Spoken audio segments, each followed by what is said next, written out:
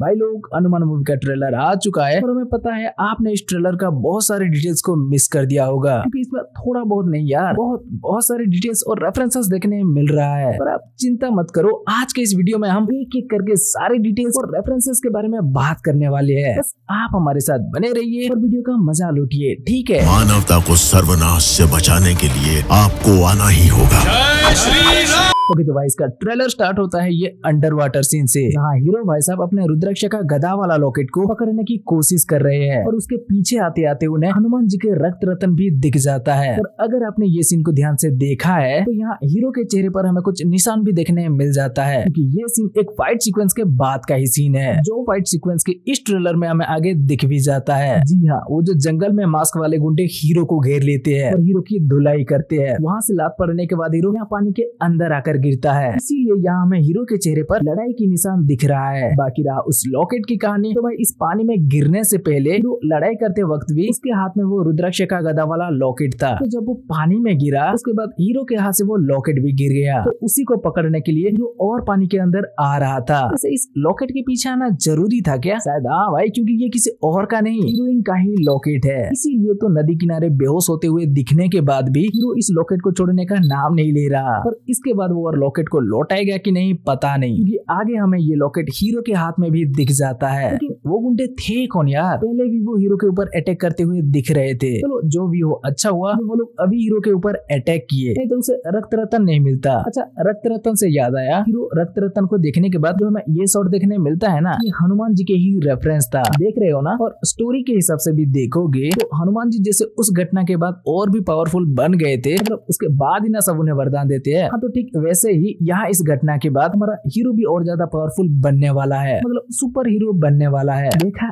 इसे कहते हैं एकदम परफेक्ट डिटेलिंग, ठीक है। इसके बाद अगला शॉट में हमें हनुमान जी के मूर्ति को दिखाया जाता है, और वो भी सूर्य किरण के साथ। भाई इस ट्रेलर में सूर्य के रेफरेंस को लेकर तो डायरेक्टर और एक स्टेप आगे चले गए। क्या क्यों कैसे आगे हम बताएंगे, आप चिंता मत करो। फिर इसके बाद हीरो को रक्त रतन मिल गया है, या कहीं वो सुपर हीरो बन गया है, तो वो अपने सुपर पावर का थोड़ा प्रदर्शन कर रहा है। चीता से तेज भागना, एक पंच से गुंडों को हवा में उड़ाना और चट्टान को उठाना। वैसे चट्टान को उठाना मतलब आप समझे ना, ये भी बजरंग बली के ही रेफरेंस था, ठीक है। तो इसके बाद हमें सूर्य पे ग्रहण लगते हुए दिखाया जाता है, पर ऐसे ही नहीं, विलन की एंट्री के साथ। और इसका मतलब आप भी जानते हो, अब सूर्य के जैसे हीरो के रास्ते में भी विलन आने वाला है, क्योंकि जैसे सूर्य ग्रहण हमेशा के लिए नहीं रहता, वैसे विलन भी हमेशा हीरो के सामने टिक नहीं सकता, विलन को भी जाना तो पड़ेगा भाई। खैर, इस एंट्री से आगे बढ़े तो हमें विलन का कुछ शॉट्स देखने मिल जाता है, जहाँ से पता चलता है कि विलन सुपर पावर के लिए कितना तरस रहा है। वो इस सुपर पावर के भोग में पता नहीं कितने पैसे फूंक डाला है, और बैटमैन, सुपरमैन, पता नहीं भाई किस किस से इंस्पायर्ड होकर अपने खुद के लिए एक सूट बना लिया है, जिससे वो पावरफुल भी बन गया है। लेकिन इतने में भी विलन का सुपर पावर वाला भूख नहीं मिटा है, इसीलिए वो बोल रहा है पावर सिर्फ सूट में हो काफी नहीं है, ताकत तो मेरी रग रग में दौड़नी चाहिए, ऐसी ताकत कहीं तो होगी। और हाँ, सच में वो जो रग रग में दौड़ने वाली बिना सूट के रियल सुपर पावर हीरो के पास होता है, उसके बारे में शायद कहीं से विलन को पता चल जाता है। तो अगले शॉट में हमें देखने मिलता है हीरो के गांव तक विलन पहुंच चुका है, लेकिन यहाँ पहुंचकर भी शायद हीरो से वो रक्त रतन छीनना इतना आसान नहीं होगा, क्योंकि हीरो को हाथ लगाने से पहले यहाँ हीरो की सिस्टर से बात करना पड़ेगा। और हीरो की सिस्टर तो भाई ऐसे मार रही है एकदम खतरनाक। और इसी फाइट सीन के बीच ये शॉट पर हमें देखने मिलता है विलन अपने आंखों पर हाथ देके खड़ा है, जिसे देखकर ऐसा लग रहा है कि आगे जो विलन हमें निक फ्यूरी बनते हुए दिख रहा है वो कहीं और का नहीं। यही फाइट सीन का ही कमाल है। अब यहाँ हीरो की सिस्टर विलन को मारेगी या हीरो खुद विलन को मारेगा पता नहीं, लेकिन हाँ, शायद यही सीन के बाद ही विलन का एक आंख डैमेज होने वाला है, और उसके बाद विलन वो डायलॉग मार सकता है कि अगर मुझे ये शक्ति नहीं मिली तो पूरे ब्रह्मांड में कहर मचा दूंगा, क्योंकि भाई वो एक बार इस गांव में आकर हीरो का सुपर पावर देख चुका है ना, इसीलिए अब ये किसी भी कीमत पर वो रक्त रतन को हासिल करना चाहेगा। मतलब अब यहाँ से एक बात तो कंफर्म हो गई है कि वो जो जंगल के मास्क वाले गुंडे हैं और वो अखाड़े वाले मुस्टंडे हैं, वो सब सिर्फ साइड विलन है। असली विलन तो ये है जो शहर से आकर गाँव में कहर मचाने वाला है, ठीक है। तो इसके बाद दोनों भाई बहन का मिलकर कुछ एक्शन सीन दिखाया दिखाया है जो बहुत अच्छा लग रहा है। फिर उसके बाद हीरो का ये फायर वाला शॉट दिखाया है जिसे देखकर पता नहीं क्यों लंका दहन की याद आ रहा है, पर नहीं, शायद ये उसका रेफरेंस नहीं भी हो, इसलिए चलो अगला शॉट पर चलते हैं। अगला शॉट में हमें एक बाबा जी दिखती है जो बोल रहे हैं तुम्हें केवल एक व्यक्ति के दुष्कर्म दिख रहा है, लेकिन इससे भी बड़ा एक महासंकट आने वाला है। मतलब वो शायद केवल एक व्यक्ति के दुष्कर्म बोलकर इस गांव का विलन के बारे में बोल रहे हैं या उस जंगली विलन के बारे में बोल रहे हैं, और इससे भी बड़ा महासंकट जो बोल रहे हैं वो शायद शहरी विलन के लिए है, क्योंकि बाबा जी के इस सीन के बाद ही हमें वो दो बच्चे की शॉट दिखाया जाता है जहाँ उन दोनों बच्चों की नाक से और आंख से खून निकल रहा है, और ये खून कोई मार पड़ने की वजह से निकलने जैसा नहीं लग रहा। तो